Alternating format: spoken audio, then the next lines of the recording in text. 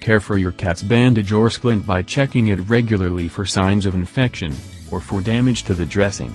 Prevent damage by keeping your cat indoors and avoiding intense play. Purchase a protective bandage covering, for example veterinary boots, to keep the wound coverings clean and dry. Make sure that your cat doesn't chew on its bandage or splint, and schedule vet appointments to have the wrapping changed as often as necessary. Method 1. Checking your cat's bandage or splint. 1. Observe the bandage or splint daily. Check your cat's splint or bandage at least twice daily to make sure that it is dry and secure. Time these observations with other normal activities, such as brushing or after meal relaxation. If your cat demonstrates unease when you check the bandage, use treats or gentle petting to calm it down. If your cat resists contact with its bandaged area, simply observe it visually to assess its condition. 2. Look for signs of infection. To ensure that the wound under your cat's bandage or splint does not get infected, check for signs of infection around the edge of the wrapping. An infection may lead to more serious complications and should be treated immediately. Bring your cat to the vet as soon as possible if you see swollen or red skin, foul odor, discharge, sores. 3. Make sure the bandage doesn't loosen or tighten. Observe your cat's bandage or splint at least twice a day to make sure it doesn't get loose or tighten around your cat's limb. The latter may be evident if your cat's toes begin to swell, indicating that circulation is being cut off. Call your vet immediately to have your cat's wound rebandaged. While you wait for your cat's wound to be rebandaged by a vet, confine it to a single room to supervise it and keep it from further damaging the wound covering. Method 2. Preventing damage or removal. 1.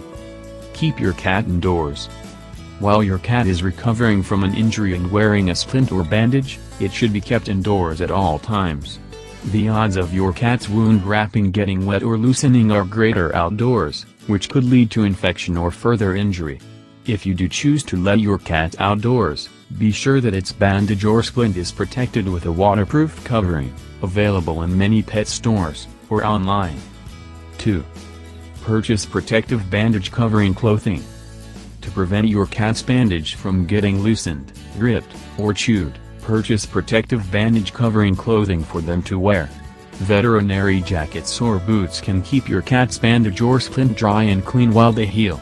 Check with your veterinarian to make sure that such a product would be appropriate for your cat's specific wound, and look online for models that are waterproof, well-made, and properly sized for your pet.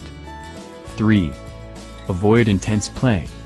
While your cat is healing, avoid playing games that involve too much excitement or heavy exercise, for example chasing or hunting games.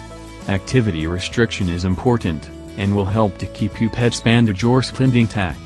Increase petting or grooming to keep your cat occupied and content during this time. 4. Ensure that your cat doesn't chew on its wound dressing. Monitor your cat to make sure it doesn't chew on its wound dressing. If it does, your cat may need to wear an Elizabethan collar to cut off its access to the wound site.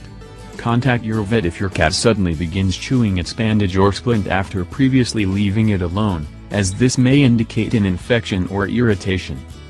Method 3. Changing a bandage or splint. 1. Schedule regular bandage or splint changes. When your cat's bandage or splint is put on, ask your veterinarian if you can schedule appointments to have the dressing changed. Your veterinarian will advise you about how often this should occur, as bandages on infected wounds may have to be changed up to twice a day, or every 2 days for uninfected wounds, while splints may stay on for up to a week before being changed. Ideally, dressing changes should be done by a veterinarian to prevent infection, further injury, or an inadequately covered wound. 2. Change your cat's splint. If you are not able to bring your cat to the vet to have its splint changed, do it yourself using gauze pads, cotton roll, stretch gauze, elastic bandage, and wooden sticks. Gently remove the original splint entirely and apply a new gauze pad if there is a wound present. Wrap cotton roll and stretch gauze around the wound, place flat wooden sticks on either side of your cat's injured limb, and wrap the entire limb with an elastic bandage. To prevent your cat from wriggling away or ruining its new splint, have a friend or family member hold it while you change the splint. As you change the splint, inspect the injury for any signs of irritation or infection. 3. Replace bandaging at home.